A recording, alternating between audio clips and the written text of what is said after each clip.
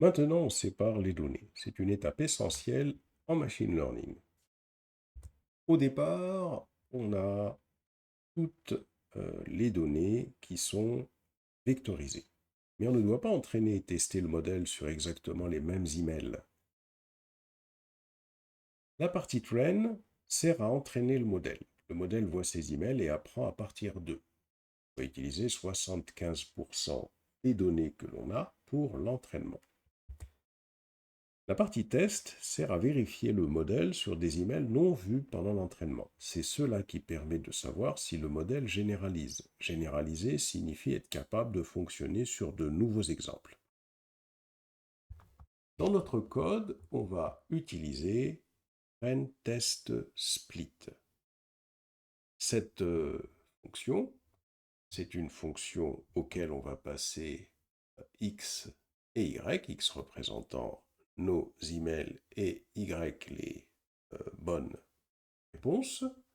Ici, on définit la propriété test size à 0,25 qui signifie que 25% des données seront gardées pour le test dans x test. Et on a également random state que l'on définit à 42 qui va rendre le découpage reproductible. Ça veut dire que vous et moi, on devrait avoir la même décomposition. Chaque fois que l'on relancerait train test split, on obtiendrait la même chose.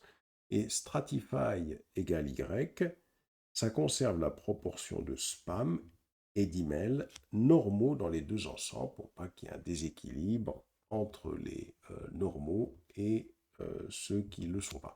Donc concrètement, cette fonction, qu'est-ce qu'elle fait? Elle va prendre pour paramètre x et y. Elle va décomposer x et y en 75% pour les données d'entraînement. Donc ça veut dire que les valeurs de x qui vont être entraînées vont aller dans xtrain et les valeurs de cet entraînement qui correspondent aux bonnes réponses y vont aller dans ytrain. Les valeurs de test, quant à elles, donc 25% restantes, celles qui vont servir à l'entraînement vont aller dans xtest et les bonnes réponses vont aller dans ytest. Et donc, si on résume un petit peu tout ça, n, c'est les données utilisées pour apprendre. Donc, ici, test, ce sont les données gardées pour vérifier.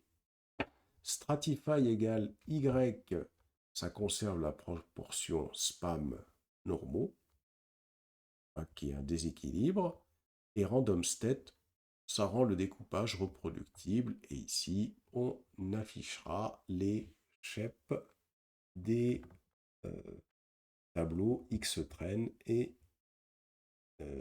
xtest. Voilà. Donc on va passer sur notre Google Colab.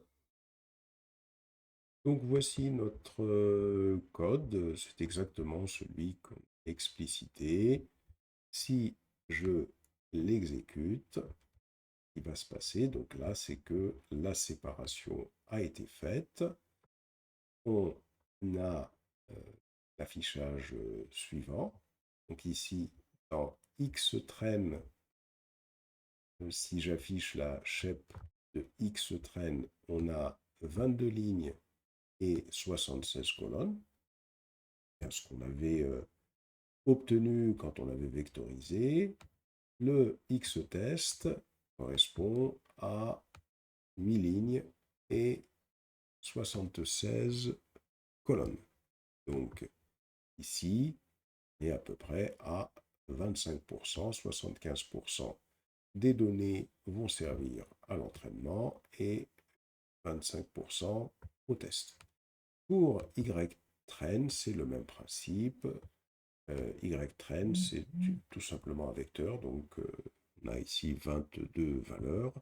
Et ytest, c'est également un vecteur, donc on a ici 8 valeurs.